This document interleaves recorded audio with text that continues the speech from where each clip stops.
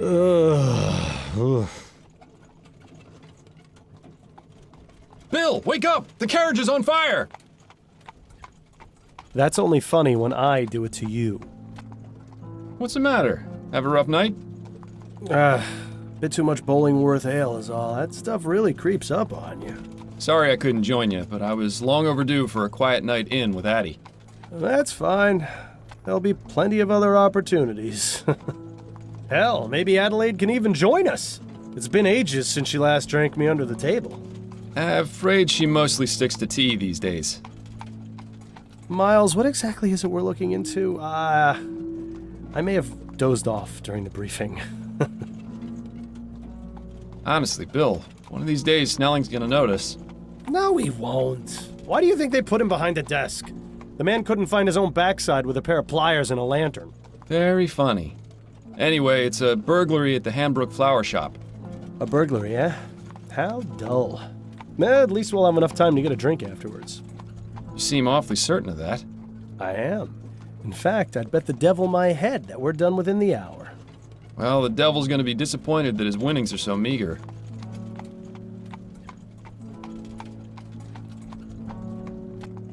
Ah, we've arrived. After you, Bill.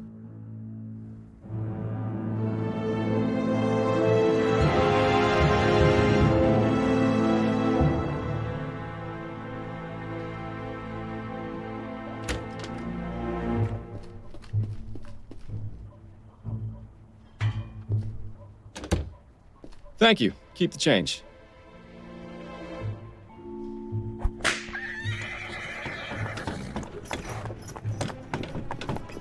And so, our night of excitement begins. You, more than anyone else, should know that there's rarely a dull night in Chumley. I have a feeling tonight will be the exception. Until we get to the pub, that is. Keep your mind on the case, Bill. Now let's get a move on.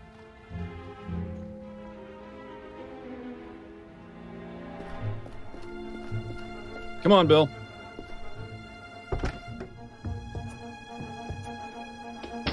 Charming little place, isn't it? Charming, but empty. We need to find the owner. Always so to the point, Fordham.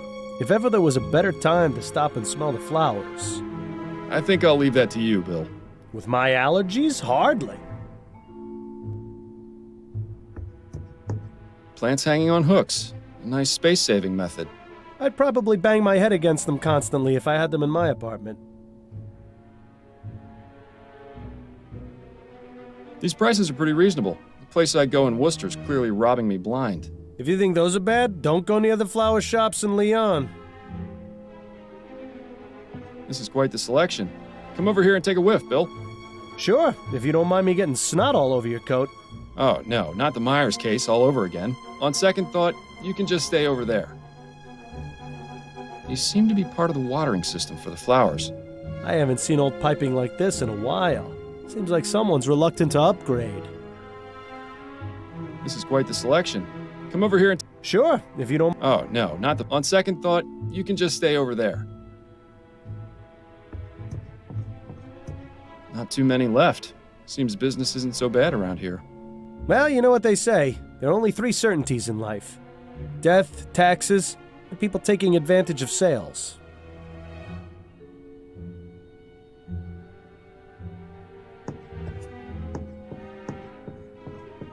It says private. Well, that's one mystery solved. Mostly a bunch of fertilizer and growth tonics. Growth tonics, eh? Plant growth tonics, Bill. Of course. I knew that. Mostly a bunch of fertilizer. Growth plant.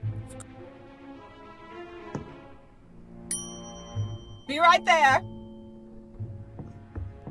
Oh, hello, gentlemen. I must say you caught me by surprise. I was preparing to close soon. May I help you find anything? The flowers in the center display are half price this week, and I have a special on chrysanthemums today. Or perhaps a custom bouquet for the special ladies in your lives? I have no need myself, but maybe Adelaide would appreciate a little something. Eh, Miles? Those peonies in the corner look nice. I'm afraid we're not here as customers tonight, ma'am. We'd like to have a word with the proprietor. Is he in? I see. I'm Cecilia Hanbrook, and this is my shop. What can I do for you, gentlemen? I'm Detective Miles Fordham, and this is my partner, William Legere. We received a report of a burglary at your store. A report? From whom? I never contacted the police before, and I didn't this time, either. It was made anonymously, but are you saying this isn't the first time it's happened? Correct. It's happened 3 times. But considering the police hardly care about the daily muggings and vandalisms around here, I didn't think they would be interested in something so trivial. Well, we're here now, and we'll do all we can to help you. We'll have to see about that. If you wouldn't mind, Mrs. Hanbrook, I'd like to ask you a few questions. Very well, Detective.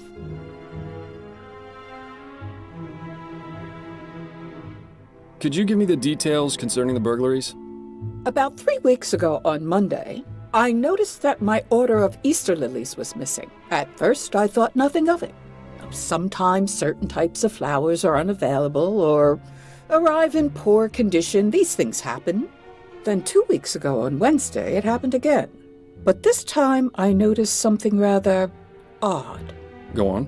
When I opened the shop, there were 6 crowns and 10 shillings on the counter. That's exactly the cost of 2 orders of lilies.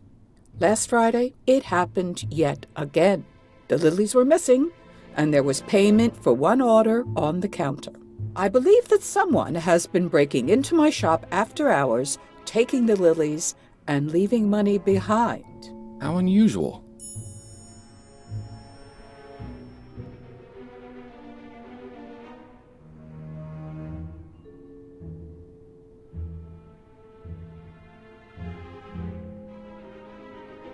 Have you noticed any suspicious characters lurking around? Detective Fordham, this is Chumley.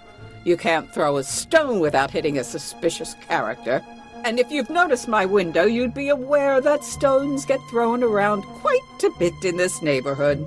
If you're looking for trouble, you're far more likely to find it out there than in here. I meant if you'd seen anyone out of the ordinary near your shop. Only the 2 men from the police who entered it tonight. That is most definitely out of the ordinary. Have you found any evidence of a break-in? No, the front door is always locked. My assistant Trevor and I are the only ones with the key. Are there any other points of access to the building? The upstairs windows, I suppose, but I make sure to keep them locked, and neither of them have been broken. Would you allow us to have a look upstairs? Is that really necessary? I was just about to close up the shop. It won't take but a moment. Fine, I suppose you may, but please, don't dally too long. So this burglar has been paying for the stolen goods? That would appear to be the case, yes. I really don't think this could even be considered a crime. That's one of the reasons I didn't bother reporting it to the police. And the other reasons? Oh, I think I've already made those quite clear, Detective. You mentioned your assistant has the other shop key. What can you tell me about him? His name is Trevor Hastings, and he has been working for me for the past 10 years. Do you trust him? Implicitly. I've known him for ages, and he has been my full-time assistant since shortly after my husband died.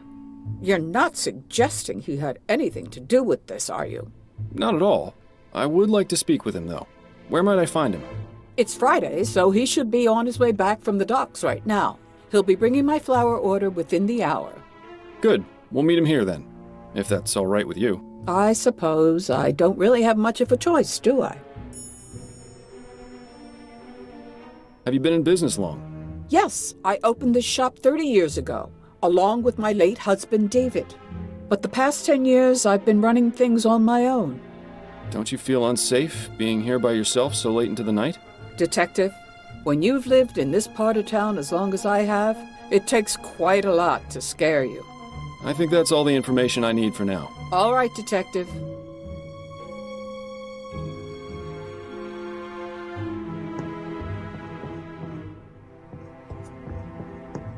Interesting choice of decor in here. Perhaps it wasn't always used as a storeroom, although I can understand why it would have been converted. Yeah, it is rather drafty in here. A rather distinguished-looking gentleman. Reminds me of Captain Snelling, if he ever smiled.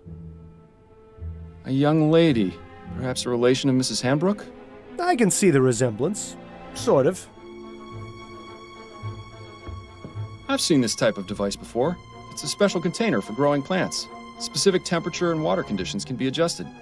Seems to be empty right now, though, and judging by the dust, it hasn't been used in a long time, if ever. It seems Mrs. Hanbrook isn't too fond of steam tech, or just doesn't understand it. Seems to be the broken pot storage area. Why not just throw them away, I wonder? It's likely they're going to be repaired. I noticed some faint cracks in some of the pots downstairs. I don't think this window would serve as a viable means of entry. It's a nice view, though. You can hardly see the vomit and manure piles on the street from up here.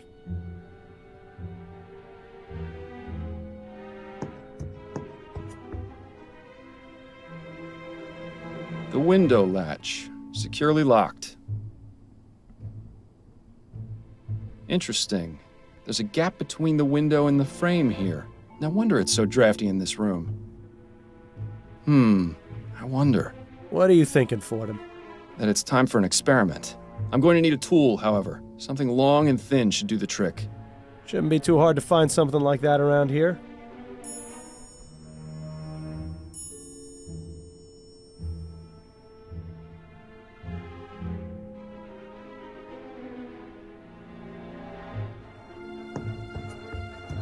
Unmarked, but if the smell is anything to go by, this is where the flowers are stored when delivered.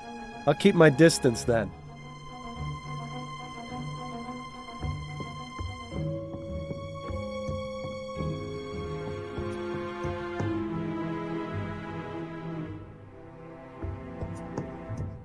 Aha!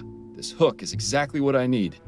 Mrs. Hanbrook, may I borrow this hook for a few minutes? It's crucial to our investigation. Is that so? Yes, I promise I'll put it back as soon as I'm done. Please do, Detective.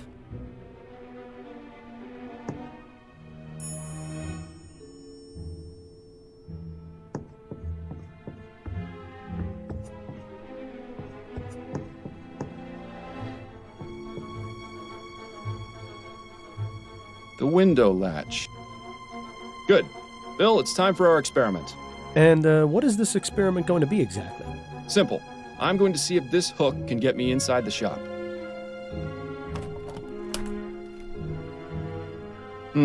Rather dark out here. Watch your step then. This experiment of yours isn't worth a broken neck. I'll be fine. Now then, could you please close and lock the window, Bill?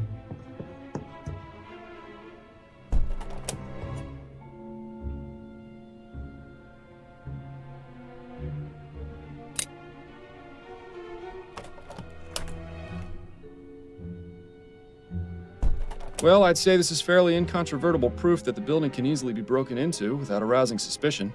Where'd you learn how to do that anyway? You taught me, remember? Nah. Are you sure it was me? Positive. We were a few pints in at the Angel about 5 years ago, and you decided I should learn how to pick locks.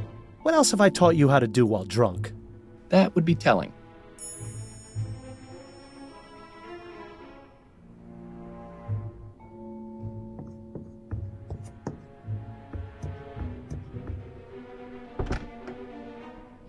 Ah, Trevor. Evening, Cecilia. I've got the order ready to bring in. Trevor, these are Detectives Fordham and Leger. They say there's been a report about the burglaries, and they're here investigating. I only did it because I think it's been going on too long. As much as you want to, we can't handle this ourselves. We can discuss the matter later. In the meantime, the detective would like a word with you. I'll be needing to bring in the flowers first, if that's all right.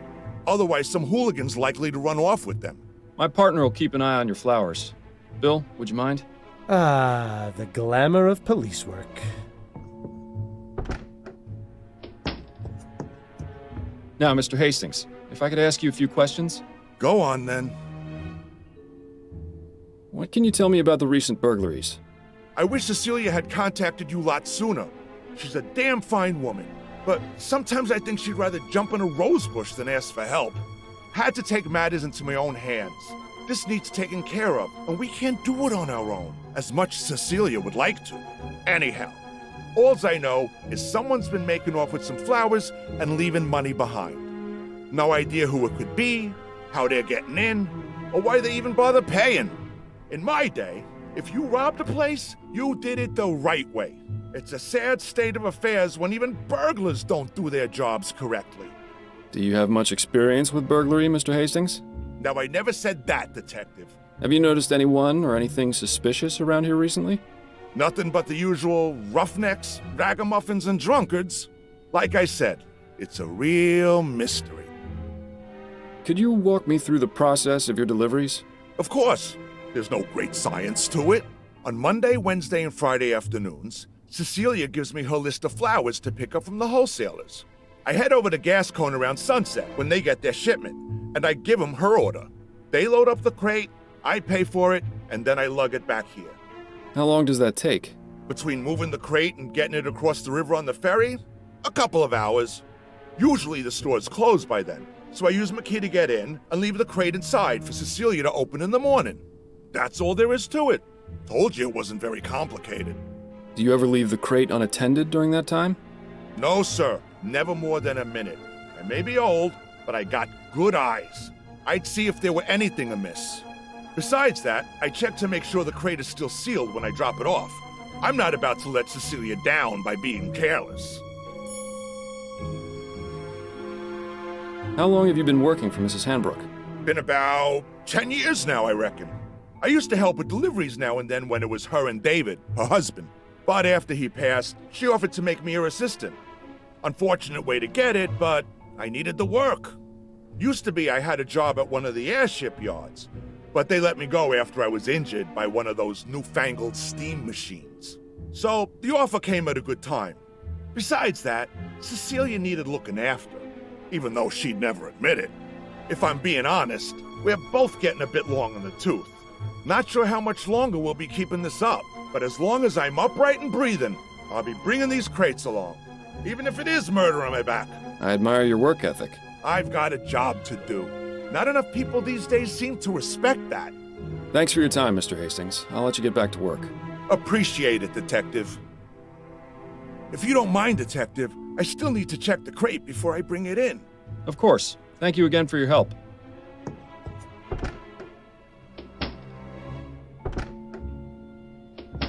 Learn anything?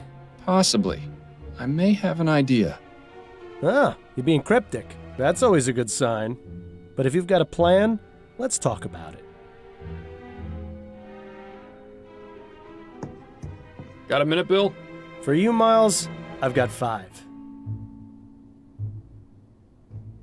I've heard of honor among thieves, but have you ever known a thief to pay for stolen goods?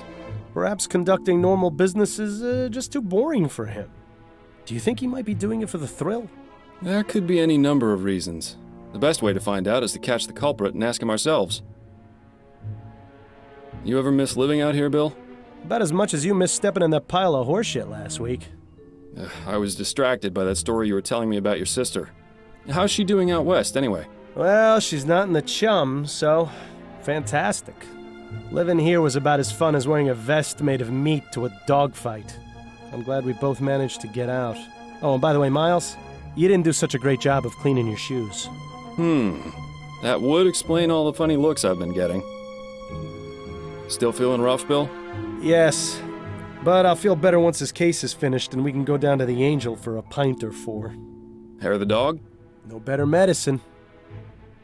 When's the last time you took any time off? That's a good question. What year is this again? I think we've both been working a bit too much lately. Addie's been wanting to go visit her mother in Dixie. Maybe we can all go. That sounds nice, but I wouldn't want to be a third wheel on a visit to your in-laws. Unless... Would Adelaide's brother be there by any chance? You're incorrigible, Bill. It's one of my finer qualities. Got any opinions on the upcoming election? I'll just be glad when it's all over. Seems like the last few months have been nothing but people giving opinions and telling me what to do without a moment's peace. I know what you mean. I already saw some kids putting up Atwood posters down my street. I already drew mustaches in all the ones on my street. Handlebar? Yeah, you know me too well. I always thought of Atwood as more of a Van Dyke type of man myself. I can see that. Yeah.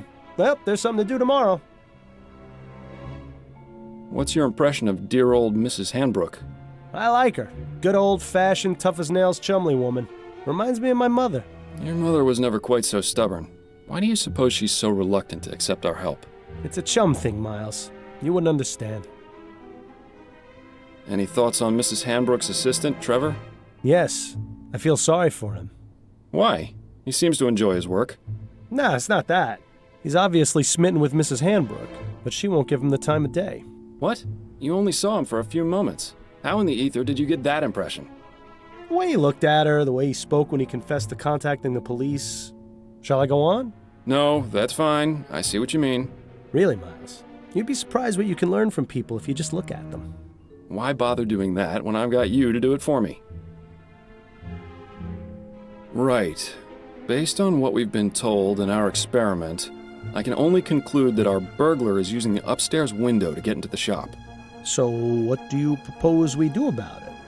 It's happened repeatedly over the past 3 weeks, on one of the delivery nights. Since it has yet to occur this week, and today is Friday, logic dictates it should be tonight. So we settle in and wait to see if the burglar returns? Catch him in the act? Exactly. It's our best chance of solving this before the trail goes cold. I was really looking forward to getting that drink at the Angel tonight, too. I know, but it's as you said yourself. There'll be plenty of other opportunities. Besides, forbearance is good for the soul. Spoken like someone who truly has no idea how to have any fun. I'm sure I'll get the hang of it one of these days, especially with your expert tutelage. Okay, let's go have a chat with Mrs. Hanbrook.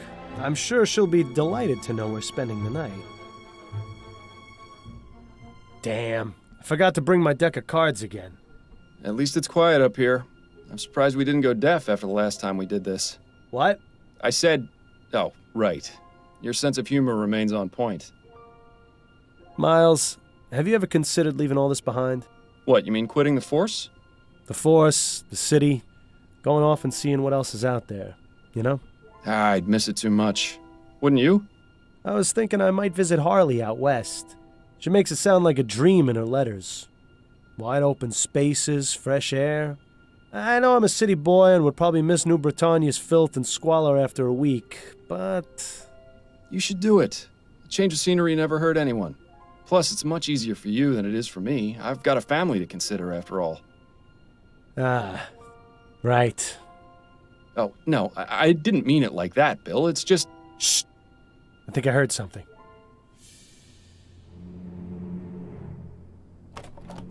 Oh, no! Bill?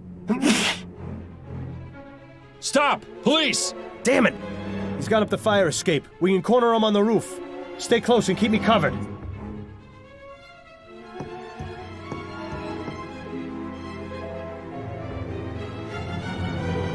Bill! Stay back, officer. Got a knife. Ready your pistol for him. But you're too close! I trust you, Miles. Your pistol, now! There's really no need for this, officer. I respect your desire to uphold justice. Mine is more important. If you let me go, I won't come back. And we can all forget this ever happened. Don't listen to this lunatic, Miles. Take your shot before things get worse. Look, we've caught you red-handed. Put down the knife, let my partner go, and give yourself up. No! I'm not going to jail. Do you know what they do to people in there? Yes, I do. If you cooperate, I'll see if I can get the judge to ease your sentence. I appreciate your tactics, Fordham, but this really isn't the time. Come on, all you've really done is taken some flowers. You're not a killer. Don't make things worse for yourself. You don't know anything about me. But one thing's for sure. I'm not going to jail. So let me go free, or else your partner is going over the side. Fordham, this madman clearly can't be reasoned with. Take your shot, now!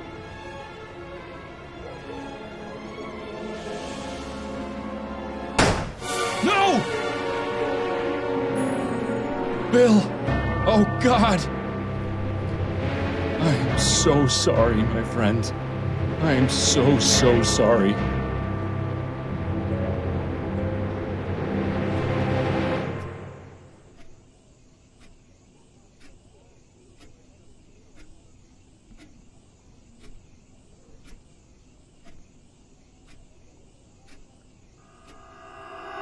Miles, wake up! Your house is on fire! Huh? What? You see, I told you it was funnier when I did it to you. Yes. Yes. Hilarious. What's the matter? Have a rough night? Overdid it on the soporific. Why do I feel like I've had this conversation before? I'm just glad you're in the mood to converse again. Seriously, you took so much of that snake oil last night, I was starting to think you wanted me quiet for good.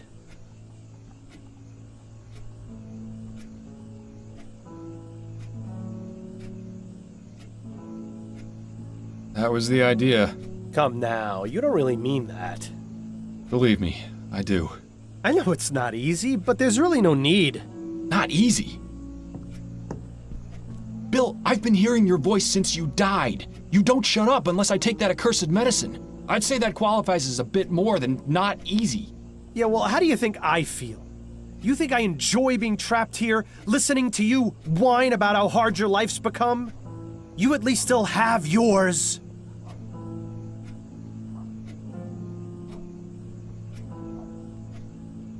If you're just as miserable, why don't you just go away and leave me in peace? Believe me, I wish I knew how. But the bottom fact is, you're stuck with me.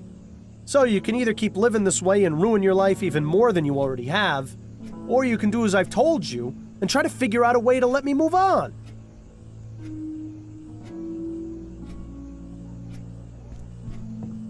Right. For the 1000th time, you want me to find the burglar from the flower shop. Yes, exactly. I still don't get how that's going to help.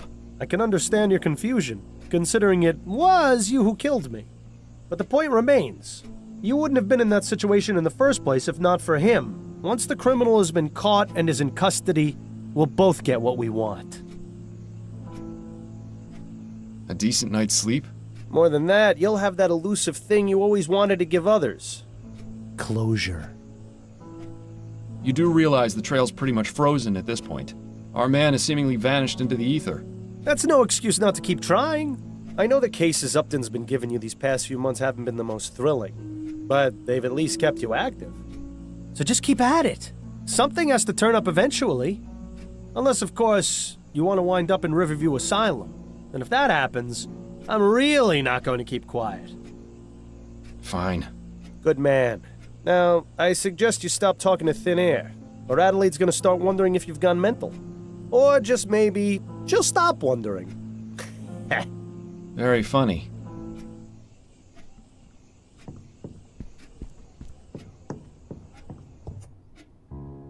Well, look who's awake. Ready to rejoin the living?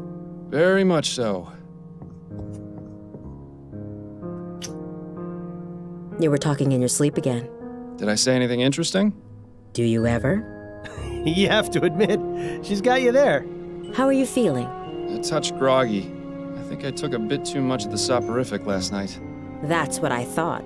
When you went for your after-lunch nap, you'd barely gotten breakfast down. I saved you some bread and cheese if you're hungry. Thank you, but I haven't got much of an appetite. You really should regulate your doses more carefully, love. I'm sure dull senses and an empty stomach aren't much help to your work. By the way, a message arrived via courier for you this morning. I put it on the table along with today's newspaper. Thank you, dear.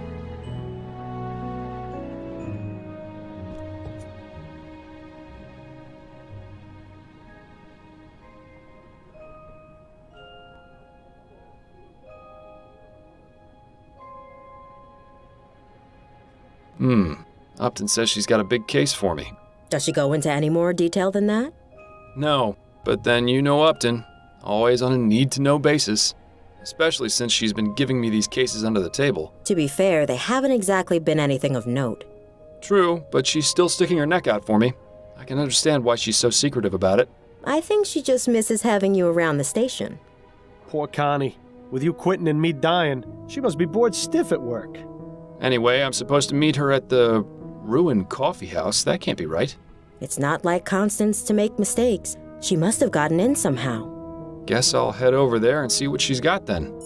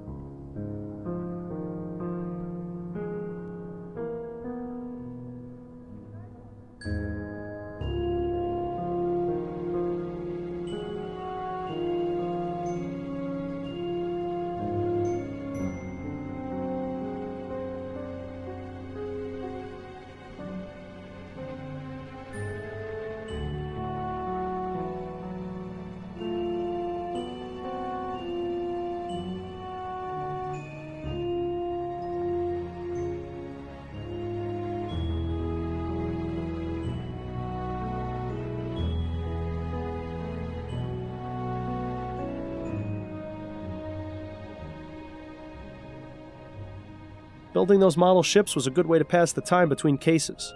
Hopefully it'll be a while before you get enough time to build another one. Adelaide's father certainly had an amazing life. Imagine being the personal barber to the Prime Minister and his family. The gossip and secrets he must have heard. You remember how much time Adelaide had to spend convincing you to sit for this? At least these days, with ferrotype tech advancing the way it is, these portraits can be done in just a matter of minutes. I always liked that painting. It's impossible to see that kind of scenery here in the city. Ah, the Havisham case. Our first time out as partners. First in a long line of successful cases. It's nice to have a memory of the good old days. I'd love to see the look on Snelling's face if he ever found out you kept your old truncheon. Enjoy your reading. I'll be back soon. Goodbye, dear. Love you. Love you too.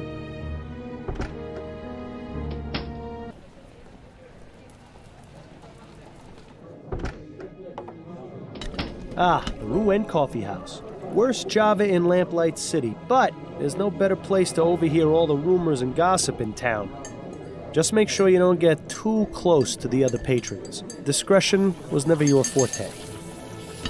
Not in much of a hurry to clean up in here, are they? All that metal and tubing just to serve a hot cup of coffee? She's running back and forth at lightning speed. Clearly, she dips into the coffee supply. Asleep at a coffee house. One of life's little ironies. So you plan on going to the Lygia Vigil tonight?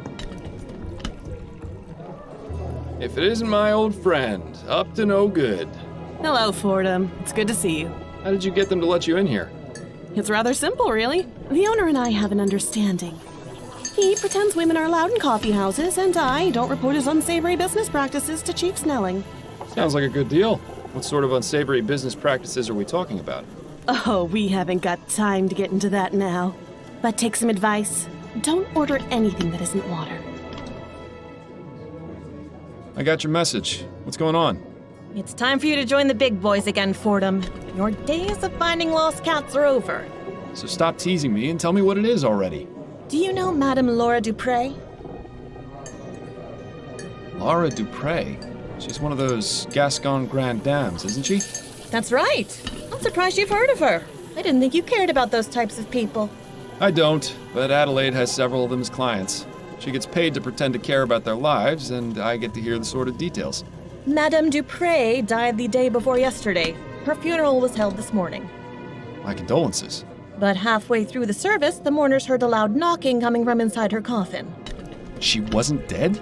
Apparently not. Nearly interred alive, although her doctor swears she had no pulse. Dupre's son Andrew was quick to suspect foul play. He accused a man named Albert Martin, and the police arrested him. So where do I come in? Sounds like the case has already been solved. I strongly suspect that Martin is innocent, especially considering the talk of him having used black magic on Dupre. The police feel they have enough evidence to convict, so they're not bothering to investigate any further. You're going to look into it and see if I'm right, then find the person who was really behind this.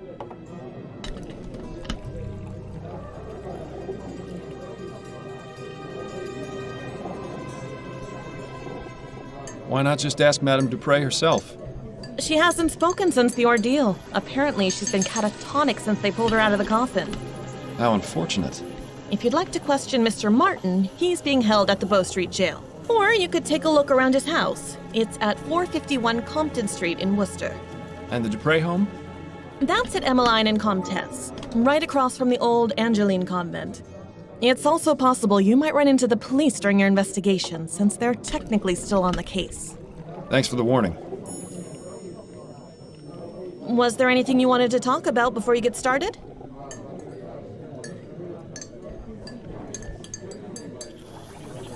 Yes, actually, I had a couple of questions. Let's hear them then.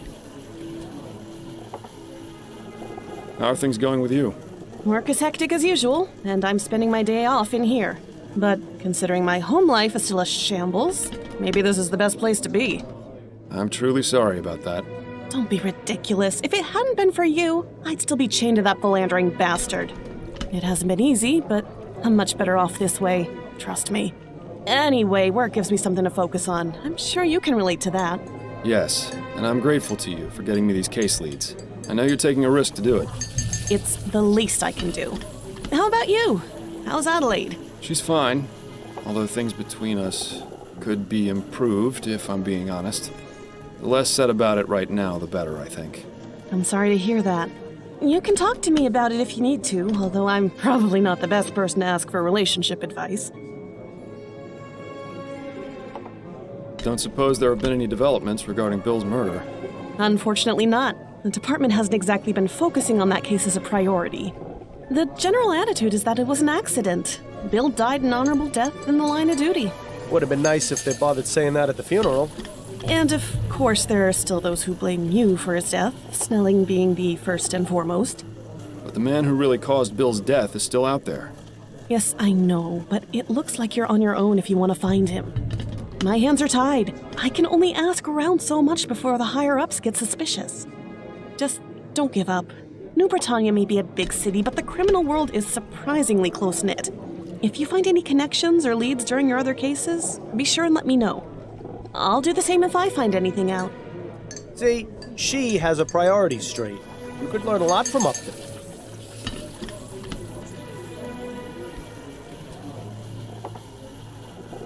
I wanted to go over the case with you. Okay, what have you got? What do you know about Madame Dupre? Only what I've read about her in the paper. She's been married thrice, which I can empathize with, and she's extremely rich, which I can't. What makes you think this Martin fellow is innocent? The fact that the only evidence is the word of Dupre's son. I've seen this sort of thing thousands of times, and I'm sure you did too. They're just looking for a scapegoat. You're the only person I know who can put it right. Upton's intentions are noble, but she has to realize this is just a drop in the ocean. That's enough about the case for now. Okay, That's it, I think. then you'd better get back to it.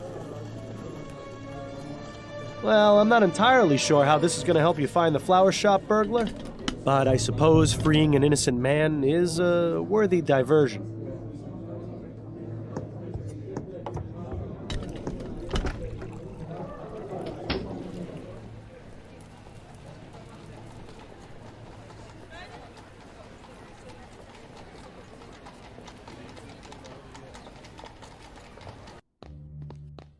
Fordham? Is that you? You look like something a cat spat up. Hello, Giles. It's lovely to see you too. What brings you round the jail? I thought you'd quit being a detective. I'm looking to speak with Mr. Albert Martin. Oh, I see. Well, that's him in the first cell there. I'd say what needs saying as quick as you can, though. He's headed for the gallows in the morning. What? Already? But what about a trial? No trial necessary when there's black magic involved. This little half-breed's already sealed his fate. Such a charming fellow, isn't he?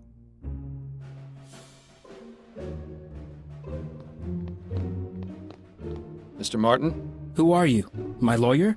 No, I'm actually here to help you. The name's Miles Fordham. I'm a private investigator. How are you going to help me?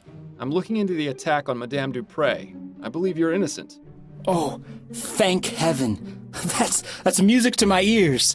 Would you mind answering a few questions for me? Friend, if it means saving me from the noose, I'll tell you nothing less than God's truth. Interesting choice of phrase for someone accused of using black magic. What can you tell me about Madame Dupre?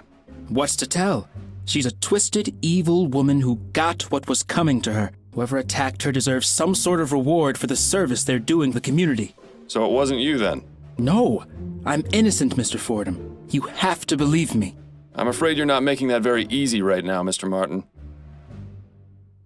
Do you know anything about the circumstances of Madame Dupre's supposed death? No, I had nothing to do with it. Then why did her son accuse you?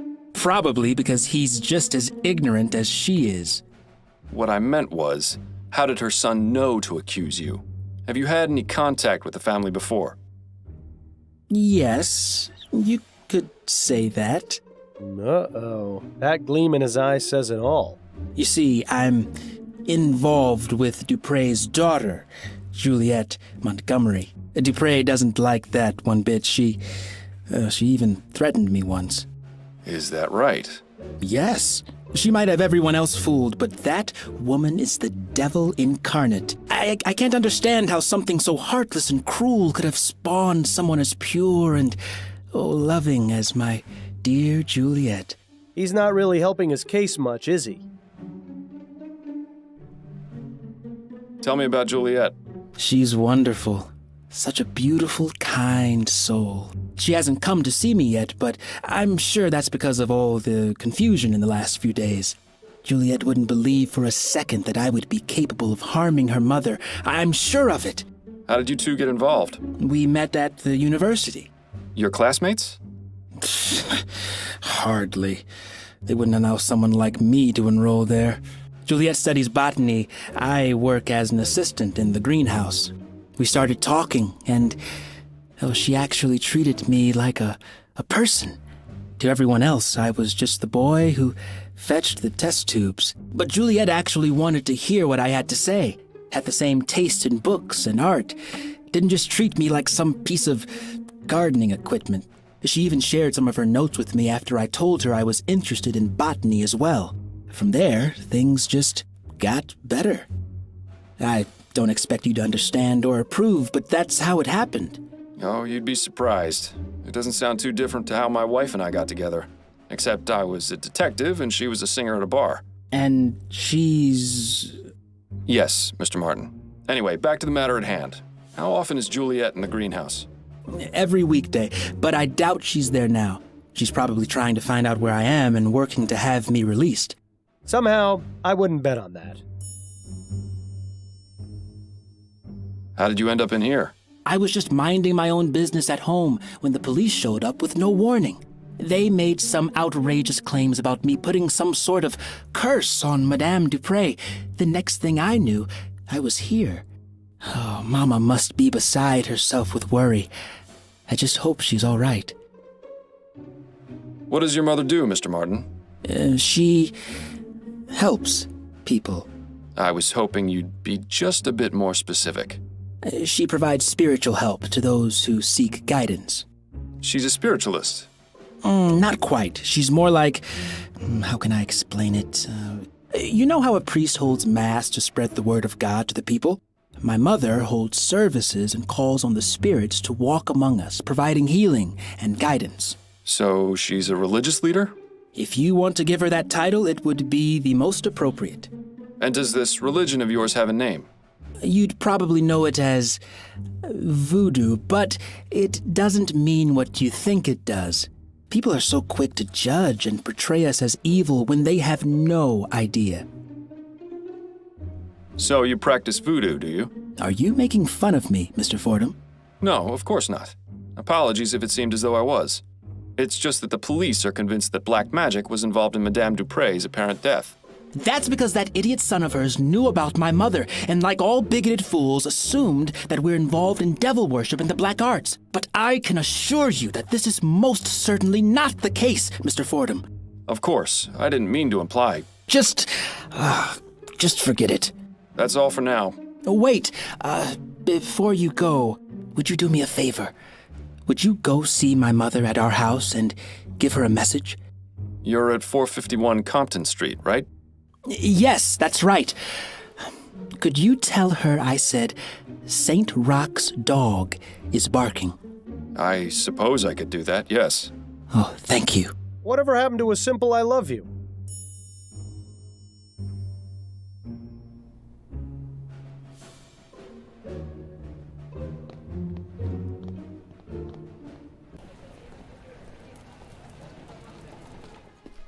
Ah, Compton Street.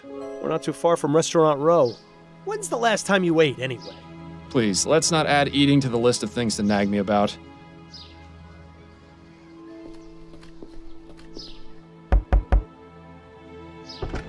I'm sorry, I have no time for visitors today. I need to speak with you about Albert Martin. Albert? Are you with the police? No, I'm a private investigator. Oh, I don't think you can help. I'm sorry. You're Albert Martin's mother, aren't you? Who are you? Miles Fordham. I spoke with Albert, and he told me to give you a message. He said to tell you that St. Roch's dog is barking. Oh, I see. That's good. That's very good. You better come in, Mr. Fordham. Standing on the street just won't do.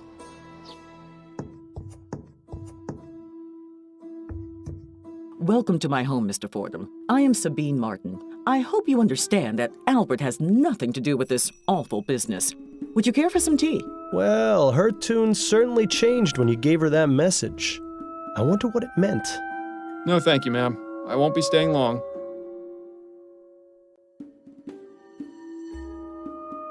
A rather unremarkable book collection, I'm sorry to say. That statue, on the other hand, gives me the willies.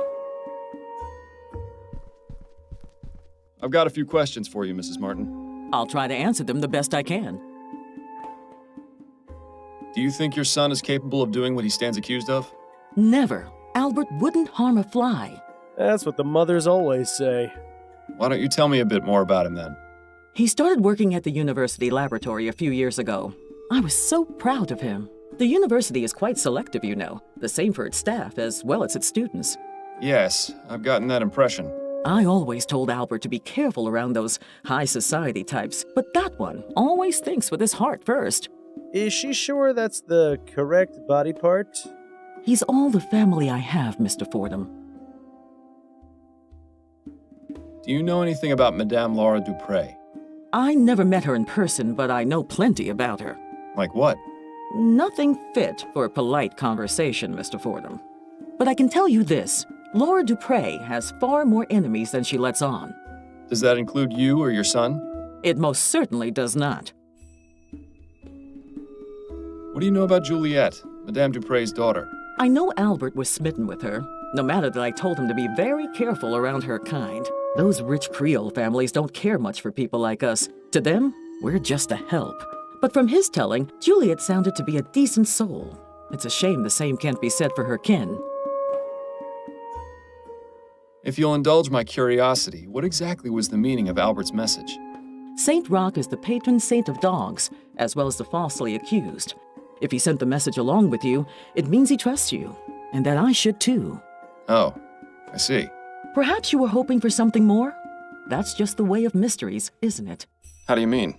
The thrill of the unknown is always more exciting than the truth.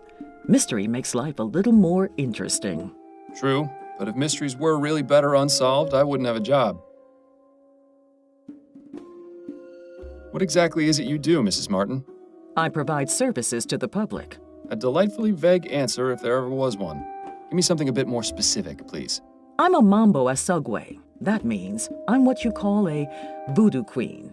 I'd give you a detailed explanation of the responsibilities and duties of the role, but your time would be better spent clearing my son's name. Can you tell me a bit more about your religious practices? What I can tell you is that the ignorant whites in this city are afraid of us for no reason. Voodoo is not about black magic or dark spells or turning people into the living dead. It's about healing and life. Naturally, there are misguided souls who may try to use it for ill purposes, but I am not one of those. Sounds like you hit a sore spot. Might be a good idea to stop pressing her on this angle. I think I'll take you up on your offer for tea, after all. All right, Mr. Fordham. You'll have to give me a few minutes to heat up the kettle. I'll be back shortly.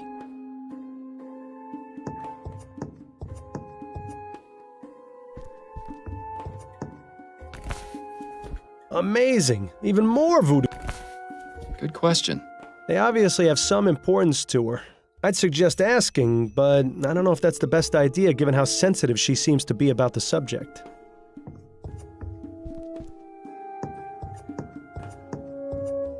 The tea should be ready in a few minutes, Mr. Fordham. You can help yourself once it's done. You're very kind, Mrs. Martin. That pattern resembles a flower. Too bad it isn't an Easter lily. Interesting. Those pots look as though they've been wrapped in tobacco leaves. It's some old man with a dog standing at the center of a crossroads. If that's meant to have any sort of significance, it's completely lost on me. I've got a few questions for you, Mrs. Martin. I'll try to answer them the best I can.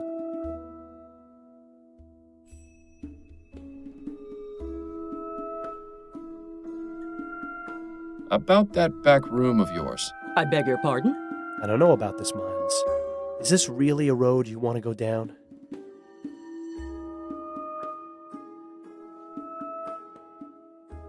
Actually, never mind.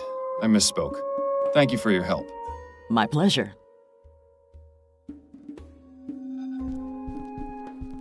Aren't you going to have your tea, Mr. Fordham? I'm afraid I just remembered something important I need to look into. Perhaps later. Suit yourself.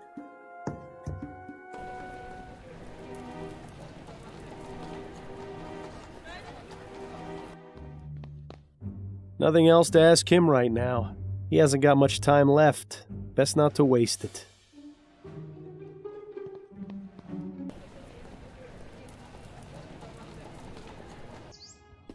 You are aware this is private property, sir? Yes, I'm Miles Fordham, private investigator. I'm looking into the incident involving Madame Dupre. I assume this is she? You assume correctly, Mr. Fordham. My apologies, but I thought the police had already made an arrest. That's right, but there's still some doubt as to the man's guilt. May I ask your name, sir? I am Dr. Fellows, Madame Dupre's private physician. I'm afraid she is in no state to be answering questions at present. Are any other members of the family home? Her son, Mr. Montgomery, is in the entrance hall. I had to give him a mild sedative to settle his nerves, but he should be all right to converse. Then if you don't mind, I'll have a look around. Her eyes are glazed over and she's got a vacant, expressionless stare. She seems completely oblivious to her surroundings. If we didn't know she'd been buried alive, I'd say she was just exhibiting the typical symptoms of your average rich person.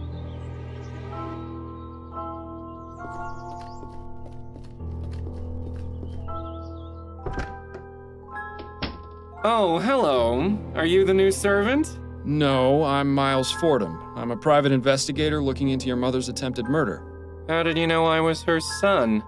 Oh, of course. You must have sensed it with your detective's intuition. I should have guessed by that giant head of yours. Are you feeling all right, Mr. Montgomery? Yes, I'm fine. Much better than when those pesky police officers were snooping around earlier. But I like you, Mr. Fordham. I can already tell you're not like them. Not like them at all. Please, call me Andrew. Yes, well, I'll have a look around and I may need to ask you some questions. Do you think you can handle that? I can. In fact, I really look forward to it. If the good doctor gave him a mild sedative, I hate to see what the stuff you take would have done to him. Dupre looks like she's holding on to that poor bastard for dear life.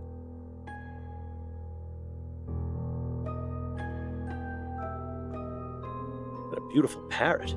Must have cost the Dupre's a cool copper.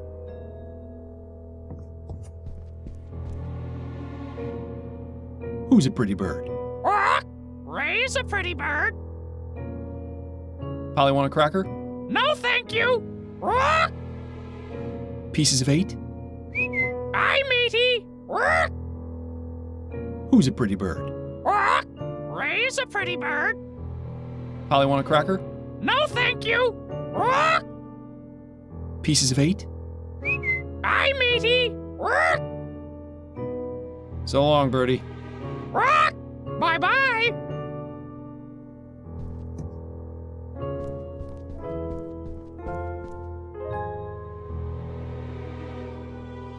A horrible little porcelain figurine. Madame Dupre didn't strike me as the type to play with dolls. This is always my favorite part of detective work. Nothing inside but a bunch of extra doilies. Ugh, how disappointing. Maybe you should steal one, just to spite Madame Dupre for not giving us any good clues. No, Bill. You're no fun, Miles.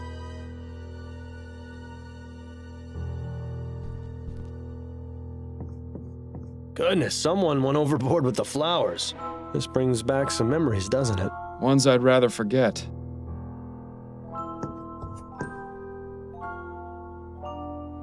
It looks as though this folded piece of paper is being used as a bookmark. The Science of Pharmacology. I'm sure it's riveting stuff. These should be useful. A gentle reminder that everyone's time is slowly running out. Dr. Tennyson's Vigor Pills. These would make a sloth act like a hummingbird. The bottle is empty.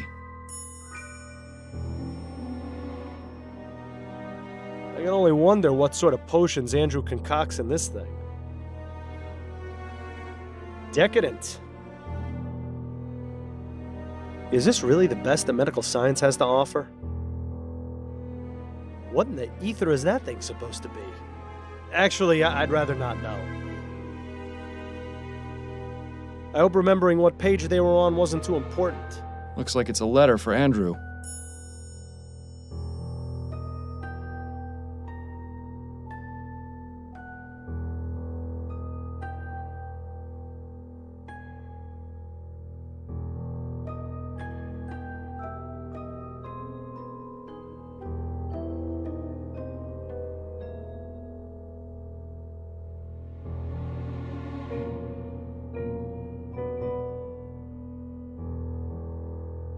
It must be a nice place to sit and listen to music. Oh, look! It's one of those new audio cylindergraphs. I can't quite wrap my head around how they can manage to get sound out of a wax cylinder.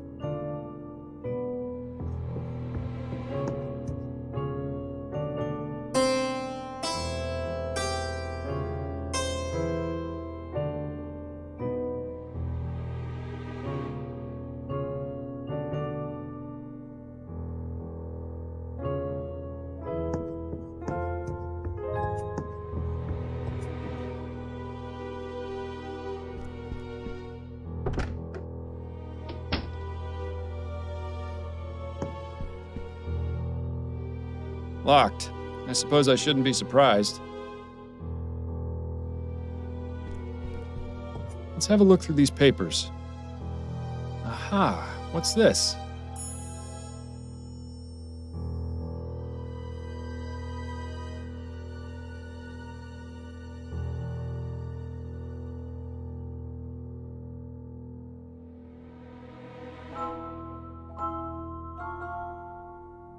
So, Juliet is renting a room in the Chum. That's certainly interesting. I can't wait to see what sort of dirty secrets she's got hidden away in there. Well, someone's fancy. I never liked these types of beds much. They feel too claustrophobic. I always thought they had a certain appeal myself. Yes, you would think that about a bed that lets you shut out the rest of the world. I've never seen so many beauty products together in one place. Doesn't look like they get used much, though. Juliet really likes plants and flowers, doesn't she? Nice little cottage.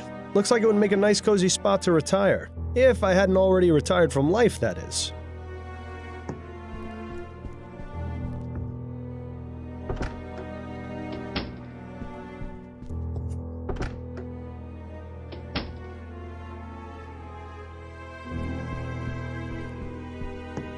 It would appear that Madame Dupre was taking music lessons. Her current predicament has probably put an end to that venture, though.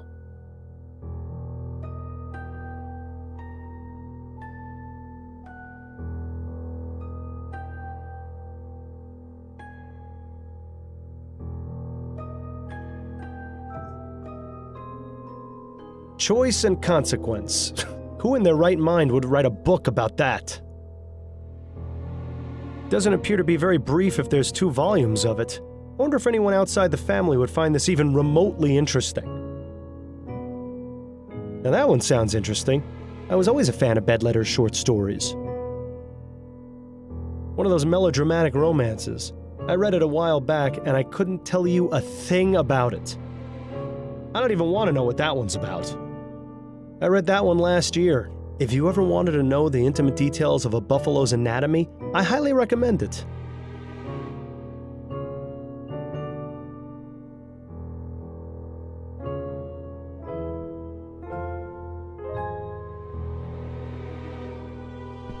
Let's see if there's anything in these drawers. Damn, nothing but personal effects and more stationery. Don't forget the first rule of detective work. If there's nothing useful inside, check underneath and between. Ah, yes, of course.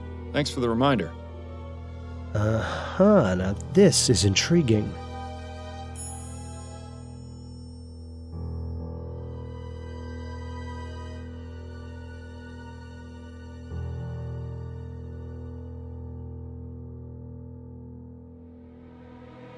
That's an old uniform. From the turn of the century by the look of it. This must be Madame Dupre's first husband. Kinda strange that she'd still keep his portrait in the bedroom. A much younger Madame Dupre. I suppose that's a nice alternative to a mirror.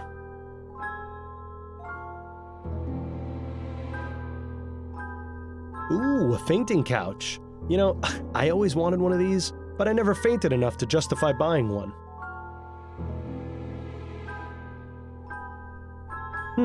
Seems Madame Dupre fancies herself a poet.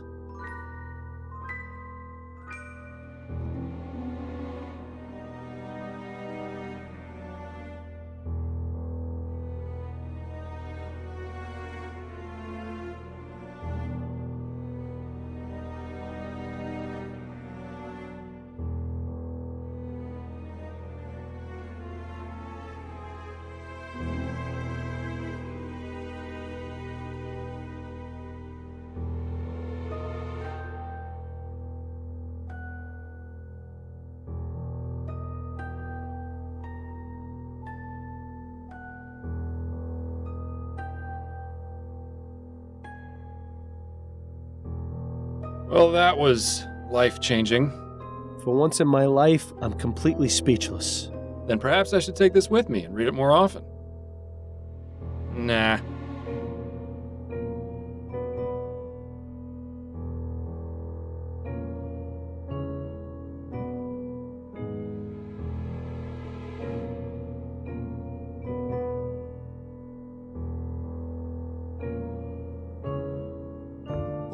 You've got some huge bags under your eyes, Miles.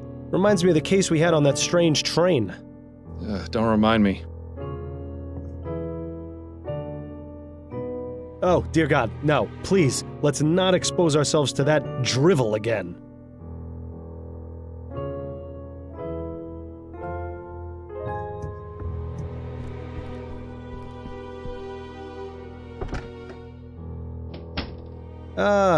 The Gascon Docks. The artist definitely took some liberties. You can't see a single person getting stabbed.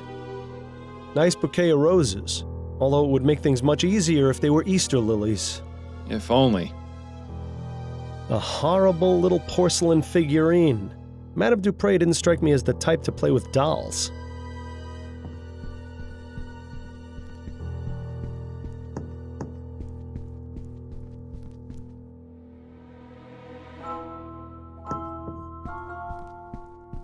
I have some questions for you. Oh, goody. What can you tell me about Madame Dupre? She came back from the dead. I couldn't believe it. My mother, resurrected, just like Jesus. Yes. I heard you're the one who accused Mr. Martin of the crime. Oh, no, I already talked to the police about that. I don't want to think about it right now. How do you typically spend your days, Mr. Montgomery? What are your interests? Oh, a little of this and a little of that. Nothing as exciting as what you do, I'm sure. Ooh, tell me, do most bad people start crying when you catch them? I'll bet it's a laugh riot to see them sobbing away. No, Mr. Montgomery, most of them don't. Well, that's a real shame, isn't it? What can you tell me about your sister, Juliet? I'm reminded of a famous quote, Mr. Fordham. Parting is such sweet sorrow. Let us part on good terms and avoid the subject altogether, please. I found this bottle of pills upstairs. Are they yours? Yes, I take those from time to time when I'm feeling tired. You seem to be out. Yes, that is a pity. Where do you usually acquire them? Oh, they're available by mail order only. I'll have to remember to request some later. That's a rather exotic bird you've got. I like looking at him. He has such pretty colors, doesn't he? That he does. You know, I've always wondered what he might taste like. Is that bad, do you think? I really couldn't say, Mr. Montgomery. Thanks for your time. No, thank you for yours. This is ridiculous. He won't be of any use in this state. If it takes him as long to snap out of it as it takes you, we'll be waiting around here until noontime tomorrow. There has to be a way to bring him back to his senses.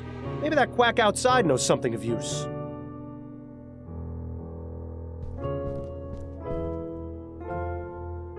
Who's a pretty bird? Quack! Ray's a pretty bird.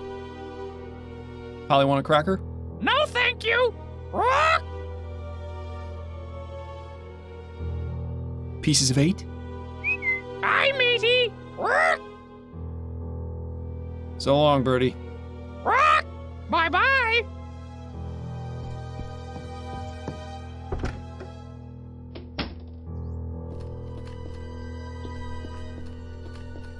Doctor, may I ask you a few questions? Please be my guest. Tell me about Madame Dupre. She is a great woman and a pillar of the community.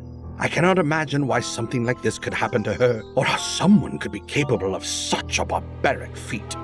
Though this ordeal has been terrible, I am confident she will overcome. The power of her physical constitution is surpassed only by her strength of character. You think he'd say the same things if he wasn't on her payroll? I highly doubt it.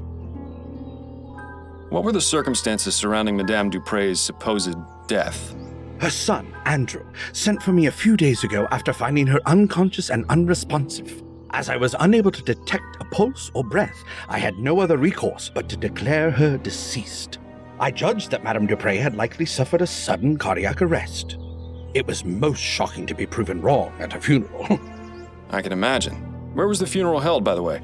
St. Denis Cemetery. Madame Dupre wished to be interred in the tomb of her father's family, name of Chesterton. Perhaps I'll go have a look. May I ask exactly what kind of sedative you gave Andrew? A simple tincture of laudanum. It's what I give all my nervous patients. He seems a bit out of sorts. Hot? Meat kettle. It can have that effect, but it usually wears off in half a day or so. Is there a way to bring him out of his condition sooner? A stimulant would have the opposite effect, but I wouldn't recommend mixing the two. It could have potentially harmful effects on his heart. Oh, of course. I wasn't planning on doing anything of the sort. I was just curious. It's cute how you act like you have no experience in these matters. It's almost convincing. How long have you been Madame Dupre's private physician? 5 years, and I've been practicing medicine for the past 30. I still spend a couple of days a week treating patients at Riverview Asylum. Oh, good. Maybe if you're lucky, he could be your doctor someday. 30 years is quite a long time. You must have seen some incredible advances in the field of medicine. I have, yes. I can only wonder how things will change with all this talk of ethericity. There's speculation it can be used to restore necrotic tissue and instantly heal broken bones, among other things. If you ask me, a good bloodletting will never go out of fashion. Did you examine Madame Dupre after she reanimated? Of course. Physically, she appeared to be in fine health aside from minor dehydration. I found no marks or bruising on her body. Mentally is a different story, however. She's remained in an unresponsive state ever since. Do you have any opinions on what caused Madame Dupre to appear dead? The most likely cause I can imagine is some sort of poison or toxin. What leads you to believe Madame Dupre was poisoned? The symptoms she experienced were consistent with prior cases of poisoning I've studied. And didn't the young man arrested have ties to some kind of black magic cult? There have been reported cases of these practitioners using poisons to make people appear dead, then commanding them to do their bidding. I recall reading about a man in the West Indies who was given tetrodotoxin, that's the toxic secretion from a pufferfish, declared dead and buried. He appeared alive in his village some 20 years later. Doesn't that seem a bit far-fetched to you, Doctor? Facts are facts, Mr. Fordham. Surely someone in your line of work can appreciate that. Those are all the questions I've got for now. I hope I answered them adequately. Her eyes are glazed over, and if we didn't know she'd been buried alive, I'd...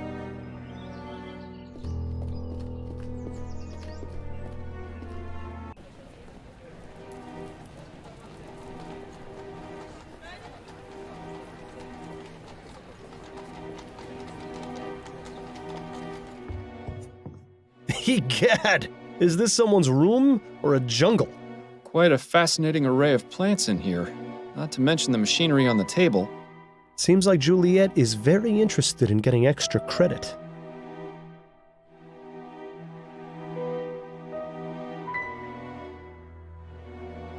I wonder what sort of fertilizer or growth tonic these plants are getting.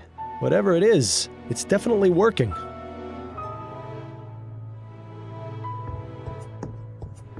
That's quite the book collection. It almost puts Adelaide's to shame. All impeccably cataloged and organized as well, which makes the 2 missing volumes stand out even more. Those are the most vibrant flowers we've seen in a while. I bet they smell extra strong. Yes, they certainly do. It's a good thing you're the one with the nose.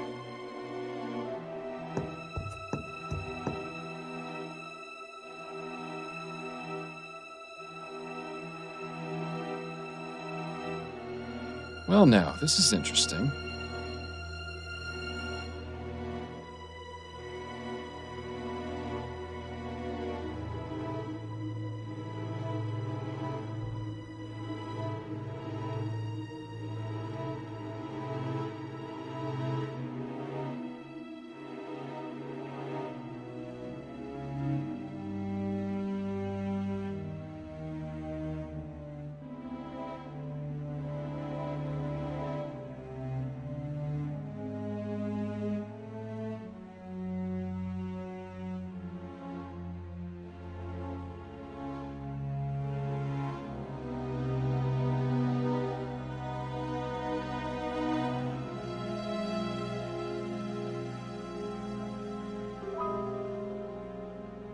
Just a bunch of technical nonsense. I can't understand a word of it. Etheric pressure. What a bunch of nonsense.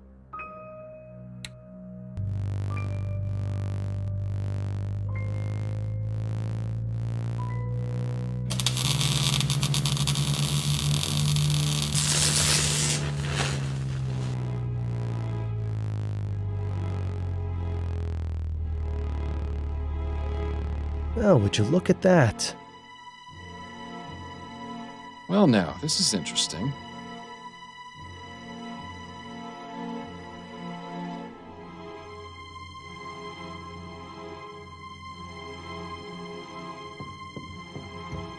That's quite the book collection.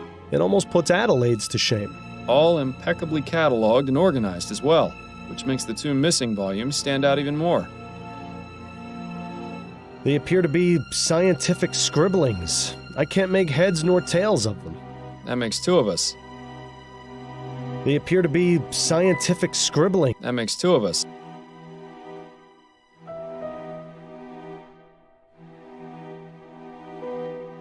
I'm guessing they're probably full of more scientific equipment or plant-related stuff. Those are the most vibrant flowers we've seen in a while. I bet they smell extra strong. Yes, they certainly do. It's a good thing you're the one with the nose.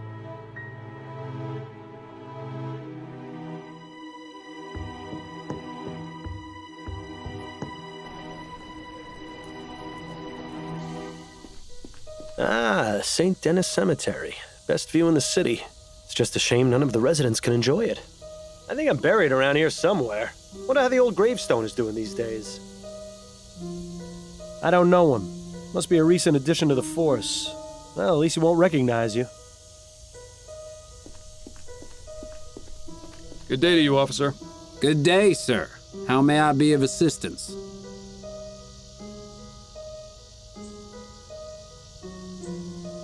Would you mind letting me in the tomb, please? Afraid I can't do that, sir. This tomb is currently part of a police investigation and ain't available for visits until further notice. But it's my dearly departed Aunt Hester's birthday today, and I always bring her flowers. I'm sorry, sir, but I've got my orders. Come back in a few days. I can assure you, your aunt won't have gone anywhere. Good day to you, officer. Afraid I ain't got time for idle chat, sir. Please, move along. Nice view of the river from up here. You can hardly even see the cloud of smog over the chum.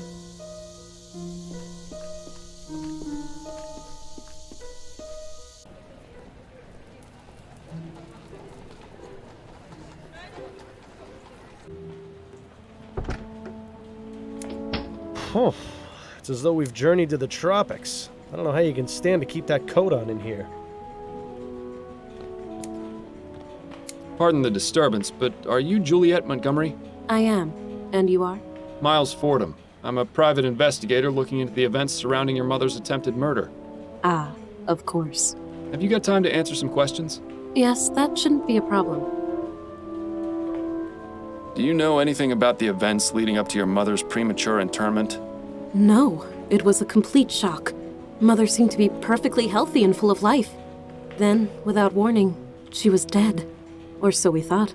I take it you were glad to be wrong? What a ridiculous question. Of course I was. What sort of heartless beast would celebrate their mother's death? Oh, I could name a few. Juliet definitely didn't shed any tears over Madame Dupre, though. That much is obvious. Miss Montgomery, you don't have to lie to me. I'm not going to assume you tried killing your mother just because you weren't upset by her death. I felt terrible about it. You have to understand, I didn't want her to be dead. I just felt a sense of relief.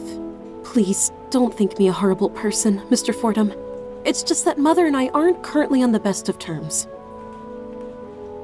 Why don't you and your mother get along? We've never completely seen eye to eye on anything. She always disapproved of anything I did. When I was younger, she used to forbid me from speaking to the servants. I saw no harm in a kind word or smile, but she warned us that if we were too familiar, they would take liberties. Then when I declared my intentions to pursue academic studies, she really went livid. In her opinion, a university education was tantamount to a chastity belt. What sort of man would want a what? Personally, I've always found intelligence to be quite attractive. I assume your mother didn't approve of your involvement with Mr. Martin? A rather forward question, Mr. Fordham. But you're not mistaken. I'm not sure how she managed to find out about Albert and me, but when she did, she nearly had a conniption. As I'm sure you can understand, the situation at home has been less than perfect in the last few months. I'd really rather not dwell on it. You mentioned you were friends with the servants. Yes, that's right. I didn't care that they worked for us. Everyone needs a friend. Did your mother ever mistreat them? Mistreat? No, I wouldn't say so. She was always very stern, though, and quite cold. If they ever shirked their duties or misbehaved, they were punished, of course, but nothing out of the ordinary that I ever saw. Most of the servants are my friends, but I'm closest with Amelie, the kitchen maid. Mother wasn't too happy about that. Amelie's been around as long as I can remember. She's like the aunt I never had. What can you tell me about Albert Martin? I'm not quite sure where to begin. Why not start by telling me what your relationship with him was? We met here at the greenhouse. He was working as an assistant, sweeping and cleaning and fetching things for the students. My focus was on academics, naturally. I wasn't too interested in romance. In fact, I've had to turn away nearly every single one of my classmates. But with Albert, I found myself intrigued. I noticed him stealing glances, lingering just a bit too long after bringing over a book or flask, sweeping the same patch of floor near me over and over again. It wasn't too long before I had him bringing me tools and equipment, regularly. I see. As I mentioned, Mother was an absolute terror when she found out. Do you believe Mr. Martin did what he stands accused of? I'm not entirely sure. It doesn't seem like him, but Albert can be quite passionate. If the police believe he's to blame, then they must have a reason. Perhaps I should have ended things sooner. It was satisfying to know that Mother was displeased, but I never imagined it would lead to something like this. Well, it's nice to see she's all heart. So, you study botany. Fascinating subject. Are you an admirer of plants, Mr. Fordham? My wife has the green thumb in the household, but I do have a certain appreciation for them. Plants are amazing things, just like people in many ways. How do you mean? They need attention and care. Ignore a plant, and it will wither. Give it too much attention, and it will become sick. Plants have many things to teach us, and I greatly enjoy learning from them. Do you know anything about ethericity, Miss Montgomery? You surprised me, Mr. Fordham. I had no idea someone of your profession would know or care about something like that. I've found that it pays to be open-minded. To answer your question, yes, I am familiar with the theory of ethericity. In fact, it's recently become a focus of my studies. Despite what the newspapers have been reporting, it's already possible to access it in small quantities from the air around us. Have you conducted any experiments? No, my research has been purely theoretical. I don't have the means to do anything practical, I'm afraid. Deceiver, dissembler, her trousers are alight. I can't understand why Juliet might not want to make her research public, though. Miss Montgomery, please don't lie to me. I know you've been conducting experiments with ethericity. I've seen the room you're renting on Forest Lane. What? But how? I found a spare key in your room, enclosed in a letter from your landlady. You went through my room? Through my private things? How dare you? It's part of my job, Miss Montgomery. Now tell me about your experiments. No, Mr. Fordham, I don't think I will. You had no right to go through my private documents. And I'm not legally obligated to tell you anything, so kindly drop the subject before I decide to press charges against you for unlawful entry. Ooh, touchy, isn't she? Although, it's generally not a good idea to tell people you went through their things. What can you tell me about your brother? Andrew, Mama's precious little boy. If you've met him, you pretty much know all you need to. He's had the whole world handed to him on a silver platter. But he's in for a rude awakening someday.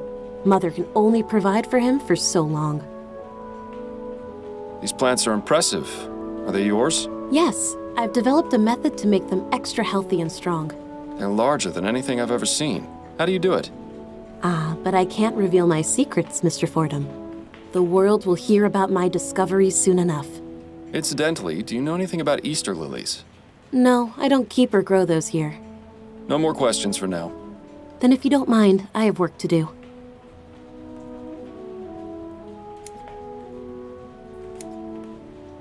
Those flowers are definitely not native to this area. They seem to be thriving in their glass tubes, though.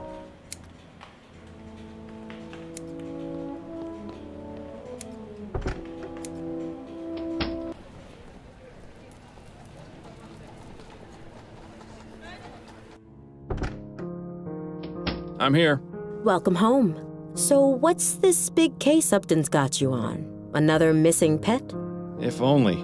A Gascon Grand Dame was attacked and almost interred alive. You mean Madame Dupre? The one whose obituary was in the paper? The very same. Goodness, that does sound serious. Tell me if there's anything I can do to help. I know you haven't been feeling your best lately. You're always a help to me, Addie. Though I assure you I have this well in hand. I certainly hope so.